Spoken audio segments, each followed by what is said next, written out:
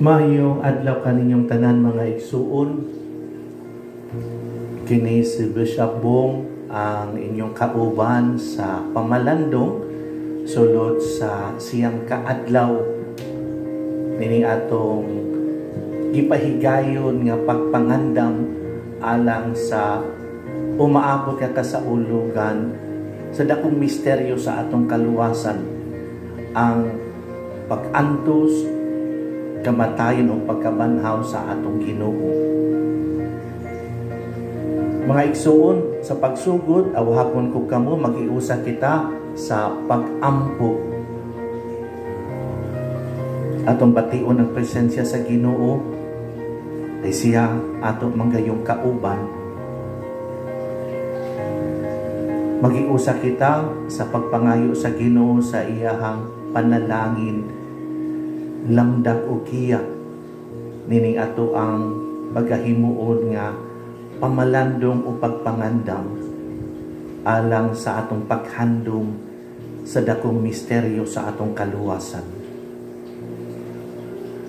Mag-ampo kita karon gamit ang mga pulong nga gitudlo mismo kanato sa atong Ginoo. Amahan namo nga naa sa langit, pagdayon ang imong ngalan, umabot ka namo ang imong gingharian, matuman ang imong pagbuot dinhi sa yuta maingon sa langit. Ang kalan-on namo sa matag adlaw, ihatag ka namo karong adlaw, o pasayloa kami sa among mga sala. Ingon nga nagapasaylo kami sa nakasala kanamo, o dili mo kami itugyan sa panulay. Hinunua luwasa kami sa dautan. Amen. Sa ngalan sa Amahan, sa Anak o sa Espiritu Santo. Amen. Kung sa pagsaulog sa Pasko sa pagkatao sa Ginoo, na sa atong tradisyon ang siyang ka mga kadlawon o siyang kagabi sa atong pagsimba, ato pong paningkamutan karon nga Kwaresma, pangandaman ang umaabot nga kasaulugan sa dakong misteryo sa atong pagtuo, ang pag-antos, kamatayon o pagkabanhaw sa Ginoo. Pangandaman nato kini pinaagi pod sa siyang kahugna sa pamalandong sugod karon hangtod sa Miyerkules Santo. Wala ko kahibalo kung unsang orasa mo abot kining maong pamalandong sa inyong panimalay. Pinaagi sa TV, sa radyo, sa Facebook. Apan hinumdumi nga kining maong pamalandong matag adlaw natong buhaton hangtod sa Miyerkules Santo. Igo-igo sa pagtapos nato sa Kwaresma sa Huwebes Santo, sa dili pa ang kasaulugan sa Tiduo Pascual, ato na pong naandam ng atong kaugalingon alang sa ako nagikaingon niya ng maong kasaulugan, niya ng dakong misteryo sa atong kaluwasan. Karon nga unang adlaw sa atong pamalandong, tuguti ko nga makikuban kaninyo ato ang tutukan, ato ang pamalandungan o ampuan kining may tungod sa kamatuoran sa pag-antos o kamatayon. Bot na kong sugdan kining atong pamalandong pinaagi sa pagbasa. Gikan sa Ebanghelyo sumala ni San Mateo. Sukad nga atong higayuna, giklaro na gayud ni Jesus pagsulti ngadto sa iyang mga tinun-an. Kinahanglan moadto ako sa Jerusalem aron paantuson pag-ayo sa mga namunuan sa mga Hudiyo o sa mga pangulong pari, ingon man sa mga magtutudlo sa balaod. Patyon ako nila apan sa ikatulo ka adlaw mabanhaw ako. Tungod ni ini, gidala siya ni Pedro layo sa uban o giingnan, dili unta ka na mahitabo kanimo Ginoo. Miatubang si Jesus ug miingon kang Pedro, pahawa Satanas. Usa ikaw kababag sa akong agian, kay ang imong huna-huna sa tao o dili sa Dios. Unya miingon si Jesus sa iyang mga tinun-an, kung ang usa ka tawo buot mahimong akong tinun-an, kinahanglang dili siya magtuman sa iyang kaugalingon. Pasano niya ang iyang krus ug musunod siya kanako. Kay ang gustong magluwa sa iyang kaugalingong kinabuhi, mawad-an hinuon ni ini. Ug ang mawad-an sa iyang kinabuhi tungod kanako, makabaton ni ini. Ang Ebanghelyo sa Ginoo. Pagdayon ikaw o Kristo. Niining siyam kahugna sa atong pamalandong, ang sentro gyud, ang unod nga atong pamalandungan, mauman ang 7 ka mga katapusang pulong sa atong Ginoo. Kun 7 palabras. Matag gabi sa 7 ka gabi, usa ka pulong ang atong tutukan, ato ang tun-an, ato ang pamalandungan o ampuan. Apan dunay unang gabi o katapusang gabi sa dili pa kining maong mga pamalandong o depende lagi kung sa orasa moabot sa inyong panimalay kining maong pamalandong. Ang una nga hugna ang atong pasiuna karong adlaw. Unya human sa 7 ka mga hugna sa pamalandong, sa 7 ka katapusang pulong sa Ginoo, ang konklusyon o panapos kana na ang ikasiyam nga hugna, gabi man adlaw, depende kung unsang oras sa moabot ni sa inyong panamalay kining maong pamalandong sa ako nagikaingon. Sa pagsugod sa atong pamalandong, buot na kung tutukan isip pasiuna kining realidad sa pag-antos o kamatayon. Sa pag-antos o kamatayon nga matud sa Ginoo kinahanglang mahitabo diha kaniya. Apan lagi matud pa sa Ebanghelyo, sumusunod man kita sa Ginoo o sa pagsunod niya ato pong pas-anon ang atong cross. Napasabot usab nga kining kinahanglang pag-antos o kamatayon ato pong sination. Kay lagi kung unsa ang nasinatig gihimo sa magtutudlo, maupod ang sination o buhaton sa tinun-an. Kining maong pamalandong tukma kayo sa atong panahon, kanus kita nakasinati o pag-antos nga dala ni ining COVID-19. O dili lang pag-antos, kundi kamatayon. Kay ubay-ubay na po sa itong mga kaigsuunan nga nahimo kayong biktima hangtod sa kamatayon nining maong gikahadlukan nga sakit. Nanginaot ko nga kining ato ang pamalandong makatabang sa ato ang pag-abot sa mas lawong pa nga pagsabot mahitungod sa pag-antos o kamatayon. Ang umaabot nato nga 7 ka mga pulong nga hisgutan atong madunggan taliwala ni anang kasinatian ni Jesus sa iyang pag-antos o sa iyang kamatayon. Ingon si Jesus sa atong Ebanghelyo, kinahanglan niya mo adto ko sa Jerusalem aron mag-antos. Dunay pag-antos nga iyang sudlan. Doon na po'y pag-antos nga atong sundan. Nahinumdum ko sa usa ka sugilanon sa usa ka batan-on nga namatyan og inahan. Dugay gyud niyang nadawat kining pag-antos nga iyahang nasinati. Sa taas nga panahon, gimingaw gyud siya sa iyang mama og naglisod siya sa pagdawat ni ining maong kamatuoran sa kamatayon sa iyang inahan. Apan usa ka adlaw, nisulod siya sa kwarto sa iyang mama ug milingkod siya sa tukador nga sagad lingkuran ni ini. Og nakita niya ang usa ka istampita. Sa istampita dunay nakasulat og iyang gibasa. Og samtang iyan ning gibasa, daw nabati niya nga nakikistorya kaniya ang iyang inahan.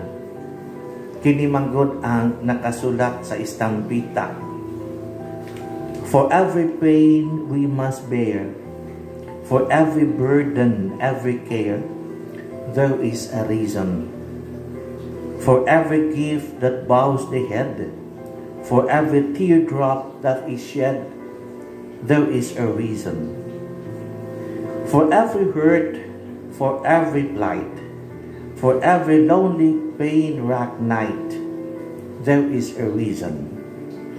But if we trust God as we should, everything will turn out for our good, for God knows the reason. Nindot kayo nga mga linya. Tuguti ko nga akong usbon aron mas mahinumduman nato. For every pain we must bear, for every burden, every care, there is a reason. For every grief that bows the head, for every teardrop that is shed, there is a reason. For every hurt, for every plight, for every lonely pain-racked night, there is a reason. But if we trust God as we should, everything will turn out for our good, for God knows the reason. Mga igsuon, ang kinabuhi usa ka gasa, ug ang maayong panglawas usa ka panalangin gikan sa Ginoo. Agani kanunay nato ning ginaampo, kanunay nato ning gipangayo gikan kaniya. Pangutana, unsa kon mo abot ang mga balatian? Dunay mga kasakit, dunay mga pag-antos. Makaingon ba kita nalayo na ang Dios sa atoa? Unsa may kahulugan ni ining tanan? Nabay maayong resulta kining maong mga lisod nga mga kasinatian? Ang Biblia, seryoso, may tungod sa kamatuoran sa pag-antos. Wala kini baliwalaa sa balaang kasulatan. Apan, ang giisip sa daang tugon, ang unang bahin sa balaang kasulatan, nga tunglo, silot, giisip sa bagong tugon, ang ikaduhang bahin sa Kristohanong kasulatan, giisip nga panalangin, giisip nga grasya. Sa daang tugon, ang bokabularyo, ang mga pulong, pagpasabot mahitungod sa pag-antos, konektado sa panulay, sa kasalanan, sa kadautan. Sala ang nagdala sa pag-antos. Mao nga, kung doon na gani balatian, doon ay pag-antos, doon ay kalisdangan, usa sa mga pangutana, unang pangutana, unsa may nahimok nga sala? O kaha, kinsay nakasala? Lagi tungod sa koneksyon aning duha. Nahinumdum siguro mo sa sugilanon diha sa Biblia, gani makita ni diha sa Bag-ong Tugon, pero naglarawan sa mentalidad sa daang tugon. Dili pa lang dugay atong nadunggan ang sugilanon mahitungod sa tao nga nahimugso nga buta. Unya dunay pangutana, kinsa may nakasala? Buta siya, pero buta sukat pa sa iyang pagkabata ang iyang mga ginikanan, o siya mismo ang buta ang nakasala? Kana nga mentalidad nga ato ang makita kusog kaayo diha sa daang tugon. Siguro sa daang tugon mahinungdan mo sa sugilanon ni Job. Si Job usa ka matarong nga tawo, pero bisan sa iyahang kamaayog kabuutan, niabot kaniya ang daghang mga suliran sa iyahang kinabuhi, sa iyang panginabuhi, bisan sa iyahang panglawas. Mauto nga ang mga tao sa iyang palubot nagpangutana, unsa may sala? Kinsa may nakasala? Kaya lagi mao na ang mentalidad sa daang tugon. Konektado ang pag-antos, ang kalisdanan sa sala nga nabuhat sa tao.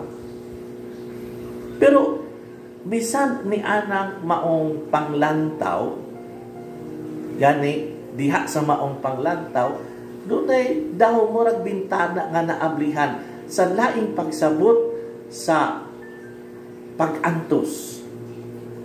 Kay lagi si Job, dili man daotan nga tao, maayo nga tao, buutan, matarong, apan nganong nag-antos. Dili lang di ay ang mga daotan ang mag-antos.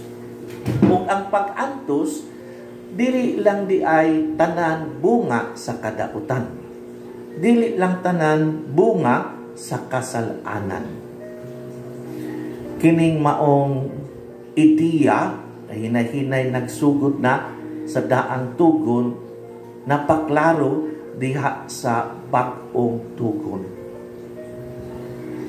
Diha kang Jesus, sa kasinatian ni Jesus, kang ipamalandungan sama ni Pablo, usa ka apostol. Naibalutak si Jesus nag-anto sa hilabihan.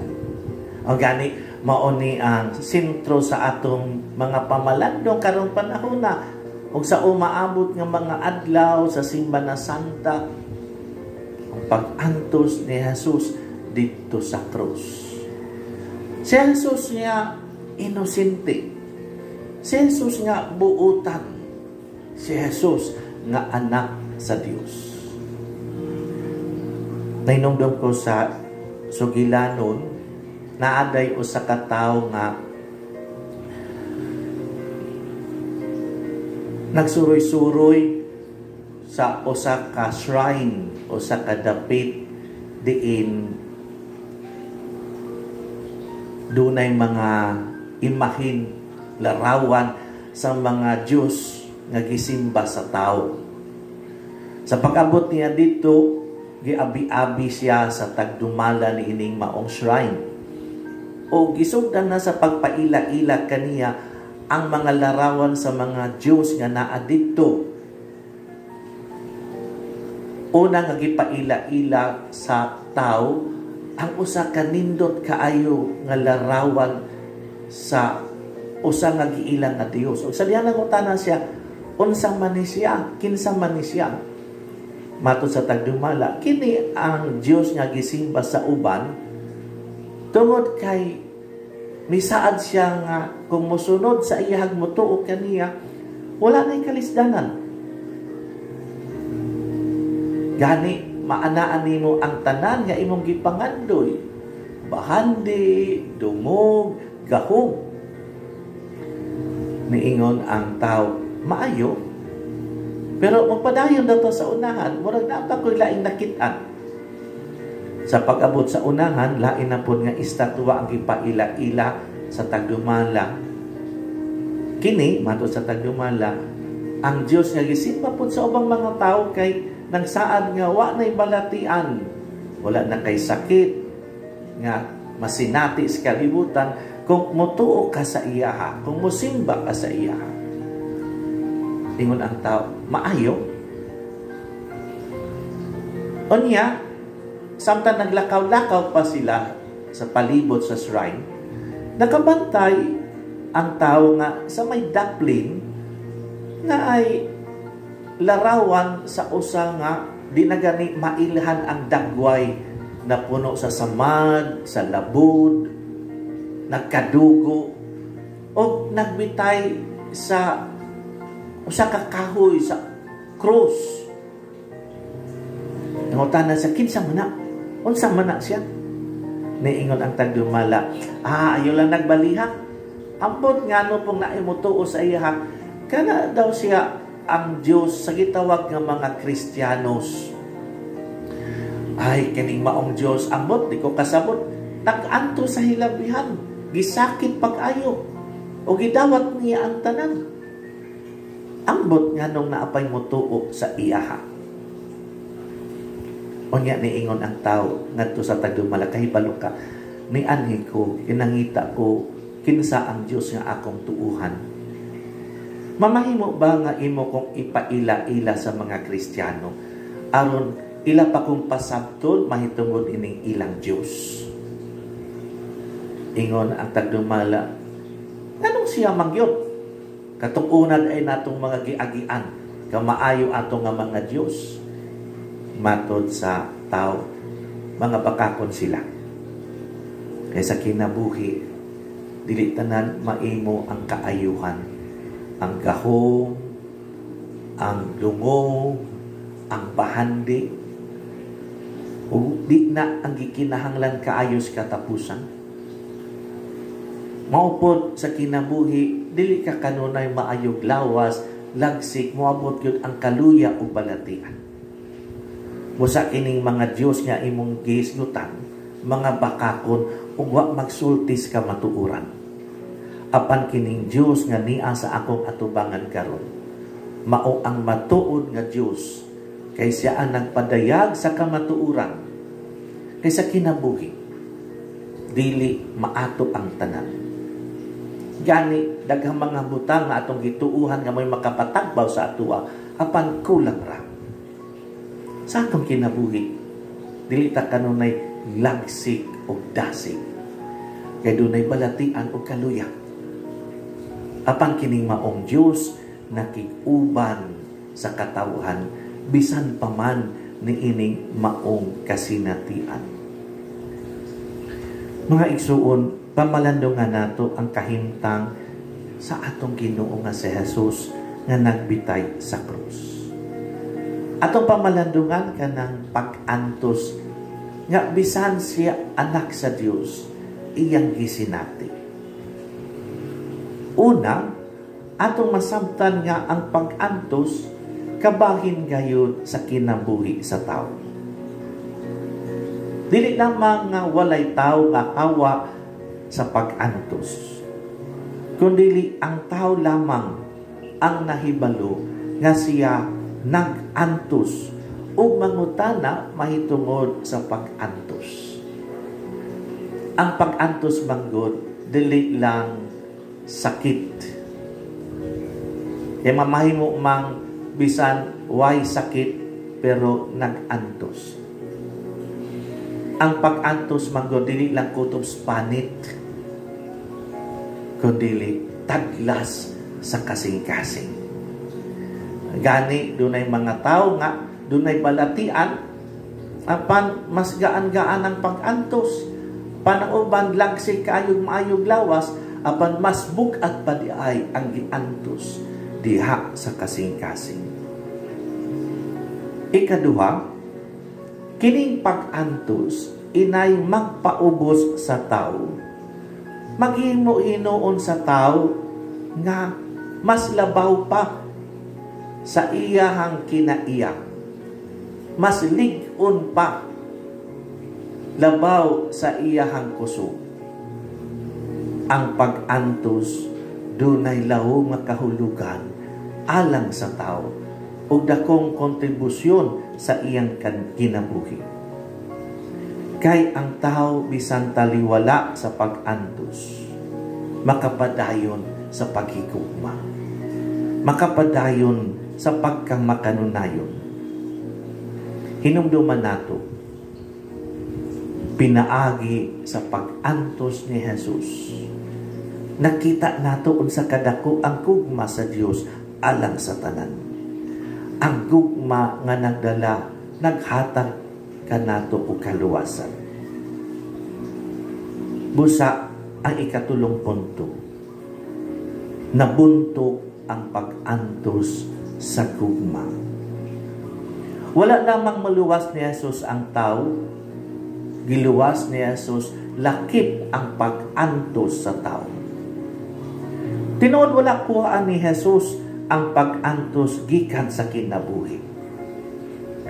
Apan iya kining gihatagan, kining pag-antos, o mas lahom nga kahulugan diha sa paglamdag niya niini, o ang lamdag mao ang gugma. Nahimong makahuluganon ang pag-antos tungod sa gugma. Kay kung walay gugma, walay kahulugan kining tanan. Busa ay kaupat nga punto diha sa bag-ong tugon, si Pablo nga namalandong sa pag-antos ni Jesus o sa pag-antos sa mga Kristiyanos, wala midumili sa pagdawat ni ining maong pag-antos. Hinunua maisugon siya nga midawat ni ining tanan. O gisabot niya ang pag-antos nga pakig-ambit sa pag-antos ni Kristo. O kay ang pag-antos ni Kristo nagdala magkaluwasan, nan pakig-ambit kini sa tao kung doon na lang may gugma, kung doon na lang may kagawasan sa buhat sa kaluwasan alang sa tanan. Matod ni San Pablo, pinaagi sa pagdawat sa pag-antos, mahingpit nato ang buhat sa kaluwasan. Wala nagpasabot nga kulang ang nabuhat ni Kristo alang kanato. Hingpit na ang kaluwasan nga dala sa Ginoo. Apan diha usab sa atong pag-atubang sa atong mga pag-antos sama ni Jesus. Kita makapahinumdum dili lamang sa atong kaugalingon, kundi sa uban, bisan sa kalibutan, sa unsang paagi miabot ang atong kaluwasan. Pinaagi sa iyang krus, gitubos ni Jesus ang kalibutan. Busa, dunay mas laom nga kahulugan ang pag-antos. Dili lamang kini silot sa sala. O tinuod, doon ay mga pag-antos nga binuhatan mismo sa tao resulta sa iyang daotang mga buhat. Sa iyang mga bisyo pananglitan, mubalik na sa lawas. Apan, doon ay pag-antos nga kikinahanglan alang sa kaayuhan sa uban. Karong panahon na nakadungtag mga sugilanon, mga istorya, di lang istorya ta matuuran yun nga atong nakitaan sa mga tao nga adto mag-antos alang sa ilang isig kaingon aron mo tabang diha sa ilang panginahanglan. Ang pag-antos nga nagpahinumdum kanato niyan ang pag-antos ni Jesus nga nagdala og kaluwasan. Kung sa una sa daang tugon, atubangan sa pag-antos ang pangutana ngano Nganong nag-antos man ko? Sa bakong tugon, at tubangan sa pag-antos ang pangutana, kinsa may akong kauban sa akong pag-antos. Dili pa igo nga mangutana ta, ngano aron sulbaron kanang naghatag kanatong pag-antos. Kinahanglan ng buhaton, apan kulang na. Mangutana pud ka, ni anang maong pag-antos, kinsa man ang akong kauban. Nabati ba nako nga kauban ako sa Ginoo nga nahiusa ako kang Jesus. Nanangkit nako sa tagtungod usa sa mga naapektuhan sa COVID-19. Gani positibo siya sa COVID-19. Siguro matingala mo asa koron na ako sa akong kwarto, protocol nga sundon tungod kay ako siyang nabisitahan, nahilugan o napakalawat o kinahanglan po ko nga mag-self-quarantine. Pero sa akong komunikasyon sa iya, nga nanghid ko niya na akong ipaabot sa inyo ha. Nindot kaayo ang iyang pamalandong. Matod niya, Monsignor, karong panahon na mas nabati na ako ang akong paghihiusa sa Ginoo. Nining makahadlok na sakit, mas nabati na ako nga ako nahiusa kaniya. Natandog ko. Magani nakapangutano ako, kinsa may naay sakit karon. Kinsa man ang dunay mas laom pa nga sakit karong panahon na. Siya ba nga dunay COVID-19? Apan nakabati ni anang kasuod sa Dios diha sa iyang kinabuhi, diha sa iyang kaugalingon? O kini mga tawo nga laksi kaayo? Apan wa gani mo ila sa Dios diha sa ilang kinabuhi. Mga igsuon, samtang padayon ta nga nakigbisog ni ining balatian, pangitaan natong solusyon, kay dili man gyud ni ang pagbuot sa Ginoo kanato. Apan dili nato kalimtan kining maong kasinatian karon, kining maong balatian nga mikuyanap sa tibuok kalibutan. Mahimo untang okasyon na alang kanato sa pagpalawom sa atong pagsabot sa pag-antos. Ni anang pag-antos nga hiniusa kang Jesus. Ang pag-antos nga nagdala o kahiusahan nato sa ato ang giila, gihigugma nga Diyos. Tapuson ako kining bahina, pamalandong may tungod sa pag-antos sa mga pulong ni Father John Vanet o sa kahiswita nga pari. Ingon siya, yes, God is truly present in the wondrous beauty of the universe, in the skies and sun and stars, in beautiful liturgies and all our noble activities. And yet God is truly present in a very special way in all that is apparently ugly, all that stinks and is broken. Do not flee from people who are broken and are in pain. Walk toward them. Perhaps you will approach them as healer, but you will be surprised then to discover that as you walk with them, you yourself are being transformed and healed. For being with broken people, our own brokenness is uncovered. This is the road to truth and to wholeness. Thus we leave the cross as to the road to resurrection.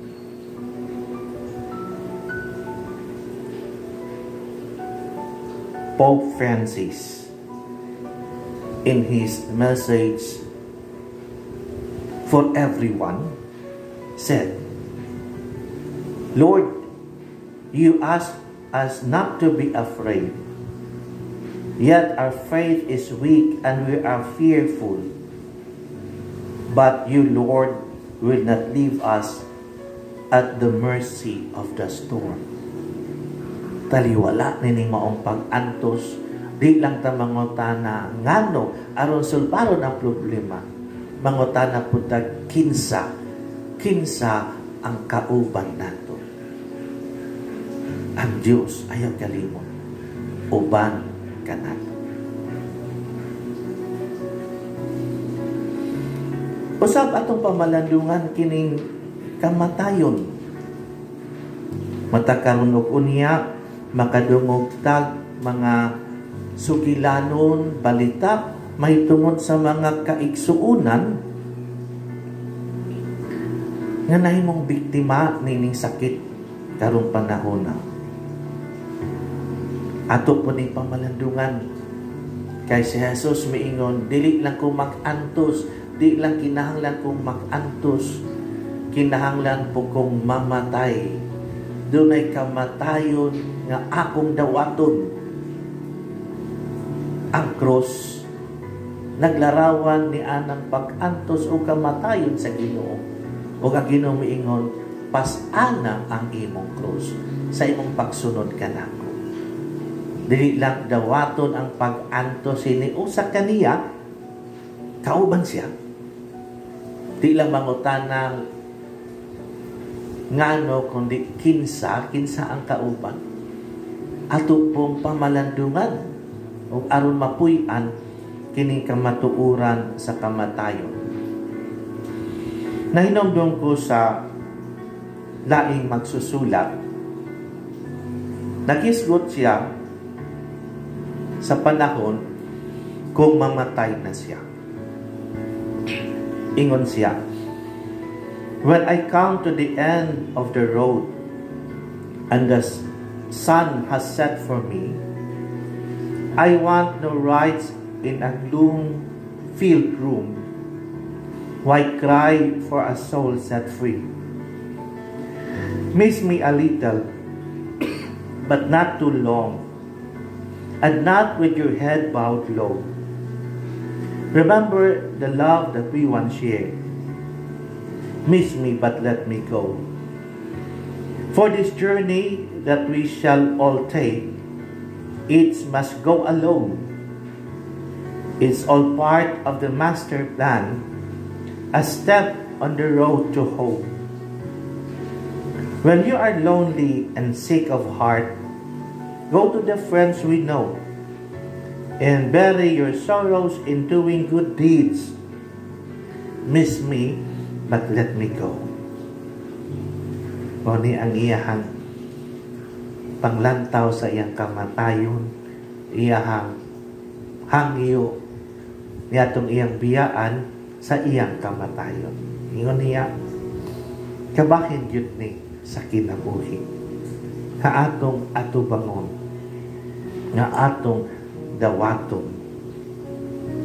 Sa Biblia, ang kamatayon mao ang kahimtang kanus ang espiritu mubiya sa lawas o kini ang katapusan sa tao, ang natural na katapusan sa tao. Gani ang tao angay nga mulantaw na niini kay kini man ang kasinatian sa tanan. Apan sama sa pag-antos kini kamatayon giisipon nga resulta sa sala. Sintensya sa nabuhat sa tao nga pagpakasala. Apan wala gibuhat sa Dios ang kamatayon. Buhat kini sa panulay. Busa siya nga anaa kanunay sa poder sa panulay, sa poder sa kadautan, nan makasinati o kamatayon. Ang kamatayon nga mo biktima sa tanan. Di lamang sa mga tigulang, apil sa mga hantong, mga batanon, bisan gani sa mga bata. Kini di ay kamatayon, matud sa daang tugon, gahom nga anaa sa kalibutan. Gahom nga nag-ulipon sa tao. O diha sa bagong tugon atong nakitaan. Sa dihang ang anak sa Dios nahimong tao. Bisan siya hingpit o walay sala. Iyang gidawat diha sa iyang kaugalingon kining kamatayon. Iyang gisinati kining kamatayon. O iyang gihatagan o baghong kahulugan kining maong kamatayon. Naagihapon ang panglantaw sa kamatayon konektado sa sala. Apan duna pa'y mas labaw nga pagtanaw sa kamatayon, labaw pa sa realidad sa sala. Tungod kang Adan, namatay kita. Apan sa kamatayon ni Kristo, kita nakabaton o kinabuhi. Gidaog ni Kristo ang gahom sa kamatayon nga nag-ulipon sa kalibutan. Nga nag-ulipon sa katawhan. Diha sa pagdawat niya ni ining maong kamatayon, diha sa iyang kaugalingon o sa paghatag niya o kahulugan. Laom nga kahulugan, bag-ong kahulugan.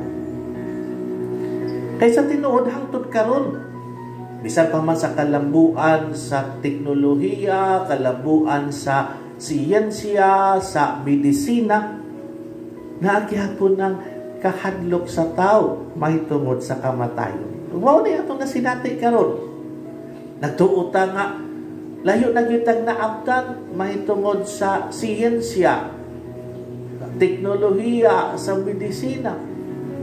Apan karon atong naabguhan kini gamay nga mikrobyo nga dili gani makita sa mata sa tao. Gamhanan di ay nagtuutan nga nahibaluan na nato ang tanan, apan naapay wa pa mailhi.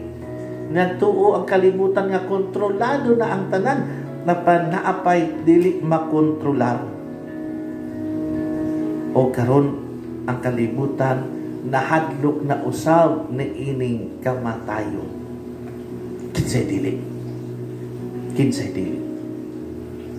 Apan labi bang nahadlok kato naghuna-huna ra nga ang kinabuhi dari lang aning kalibutan. Ug wala ang pagtuo nga dunay kinabuhi luyo sa kamatayon. Apan unsa gyud kahulugan ni ining kamatayon? Labaw pa sa kahulugan sa sala, sa silot sa sala, sa resulta sa sala. Unsa man ang kahulugan nga gihatag sa Ginoo ni ining maong kamatayon. Sa una, ang huna-huna sa kamatayon, ang kasinatian nga watay mahimo atong lang dawaton. Atong hulaton, moabot ra og atong dawaton. Pero si Jesus napakita na doon na di ay kamatayon nga nagkinahanglan sa atong desisyon. Unsa man na? Dili na ang suicide nga atong desisyonan ang atong kinabuhi nga undangon nga putlon, kundi kanang kamatayon nga nagpasabot paghatag sa kaugalingon, paghikalimot ni ini o pagpaambit ni ini ngadto sa uban. Tinuod si Jesus namatay dito sa krus. Apan katong kamatayon sa krus, mao ang bugat, hingpit, kinatumyan sa iyang pamaagi sa pagpasabot ni anang paghatag niya sa iyang kaugalingon, sa sinugdanan pa sa iyang pakiguban sa atoa. Kay namatay si Jesus dili lamang dito sa krus, dili lamang sa katapusan, kundi diha gyud sa iyahang pakiguban kanato, diha sa iyahang sinugdanan sa pakiguban sa katawhan. Kay gihatag niya ang kaugalingon, ang tanan, alang sa kaayuhan sa kalibutan. Kini ang mas laom nga kamatayon nga gipakita sa Ginoo. Ingon siya, kinahanglang mamatay ako. Kay mao man ni ang katumanan niya ng paghatag niya sa iyang kaugalingon alang sa tanan. Hinumdumos siya mismo ni ingon diha sa balaang kasulatan, dili ko na kamo tawgon nga ulipon, dili man mo mga ulipon, tawgon ko kamo nga akong mga higala. O kini matud niya, ang pinakadakong ekspresyon sa gugma sa higala ngadto sa iyang higala mao ang pagpakamatay alang niini. Pero kanang maong kamatayon nga gipasabot dili lamang dihang mawat-an na og umoy kay mawat-an ng espiritu, kundi mawat-an sa kaugalingon aron ipaambit kini ngadto sa uban. Si Jesus mihingpit nining paghatag sa iyang kaugalingon dito sa krus. Apan iya na kining gibuhat bisan wala pa moabot ni adtong maong krus. Iya kining gipadayag diya sa iyang pakiguban sa katawhan, sa iyang pagtubag sa ilang mga panginahanglan. Kini ang kamatayon nga dili lang paabuton, kundi kamatayon nga buhaton. At kining maong kamatayon ang nagdala o kinabuhi. Kini ang kamatayon na mo'y hinungdan sa kinabuhing dayon. Dili ba sa bunyag mga igsuon, namatay kita uban ni Kristo aron mabanhaw kita uban kaniya. Kining maong kamatayon ang atong gihisgutan karon. Pakigiusa kang Jesus diha sa iyang gugma alang sa tanan. Daghantang nadunggan nga mga balita mahitungod sa mga mibuhi sa ilang kinabuhi aron mabuhi ang uban. Di nato ikalimot nga di sa nining ato ang pakigbisog batok sa COVID-19 sa COVID-19. Dahil mga tao, mga doktor nga mibuhis na sa ilang kinabuhi sa pagtabang sa mga kaigsuunan nga nanginahanglan. Apan nagsugod ning tanan, dili lamang sa pag-abot sa COVID-19. Dugay na. Mihatag sila sa ilang kaugalingon alang sa kaayuhan sa mga kaigsuunan. Hangtod miabot nining maong punto sa hingpit ay ilang paghalad nining maong kinabuhi alang sa tanan. Ako, ikaw, unsa may atong nahimo? Namatay na ta uban kang Kristo. Apan kining maong kamatayon nahimo bang atong kinabuhi?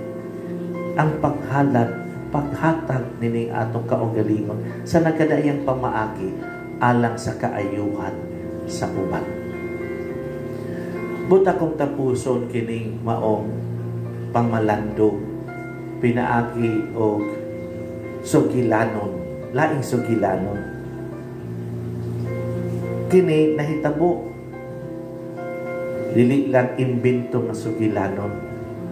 Si Elizabeth Kubler-Ross o saka banggiitan nga psychiatrist sa University of Chicago mihimo o pagtuon ni atong mga tao nga kuno nakasinati kamatayon pero nabuhi, namatay pila ka minuto uban oras pero nabuhi pag-usab. Kaya silang giimbestiga kung unsa gyud ilang kasinatian. So sa kapahindo na kalainan ang ilang mga gipangsulti. Ang uban moingon nakakita sila kahayag, Apan uban mingon, nakita nila ang tumang kangit-ngit. Pero sa laing bahin, doon na po'y panagsama ang ilang mga sugilanon sa katapusan daw sa kinabuhi. Naaday ipakita sa imuha nga daw salida. Hinoon, trailer lang sa salida. Paspas daw kaayo, pero masabtan ra nimo kay mahitungod man ni sa imuha. Ang imong kinabuhi ang ipakita sa imuha. Ug niana daw puntuha sa katapusan sa atong kinabuhi diha sa kamatayon. Ang pangutana daw dili kon daghan ka bang kaptangan, ilado ba kas katilingban, unsa may gahom nga imong nahuptan. Ang importante sa katapusan nga tubagon sa tanan, nahigugma ka ba o nag-alagad sa kaigsuunan? Nahigugma ka ba o nag-alagad sa kaigsuunan? Ang kamatayon nga di lang sa katapusan, kundi sa sinundanan.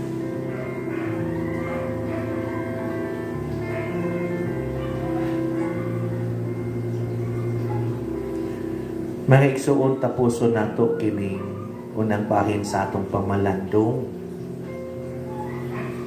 pinaagi o pag-ampo. Pangayoon nato ang panabang sa atong mahal nga inahan. Ang iyang mga pag-ampo diya sa atong kahintang o kasinatian karon sa kabalakag kahadlok tungod ni ining mikuyanap nga COVID-19. Pangayoon nato sa mga inahan nga iampo kita ngadto sa iyang anak. Nga sa pag-atubang nato sa mga pag-antos, atog yung mabati nga wa ta mag-inusara kauban nato si Jesus. Bisan gani sa pagtan-aw nato sa realidad sa kamatayon, dili nato sabton kini nga adto lang sa katapusan kanang wa na tay mahimo kun dili karon na diya sa paghatag sa itong kaugalingon sa uban, sa pagkikalimot ni ini alang sa ilang kaayuhan. Maghimaya ka, Maria, puno ka sa grasya, ang Ginoo anaa kanimo. Bulahan ikaw sa babaeng tanan, bulahan usab ang bunga sa tiyan mo nga si Jesus. Santa Maria, inahan sa Dios, igampo mo kaming makasasala, karon og sa oras sa among kamatayon. Amen. Sa ngalan sa Amahan, sa Anak ug sa Espiritu Santo. Amen. Hangtod sa sunod nga bahin ini ato ang pamalandong. Mayong adlaw.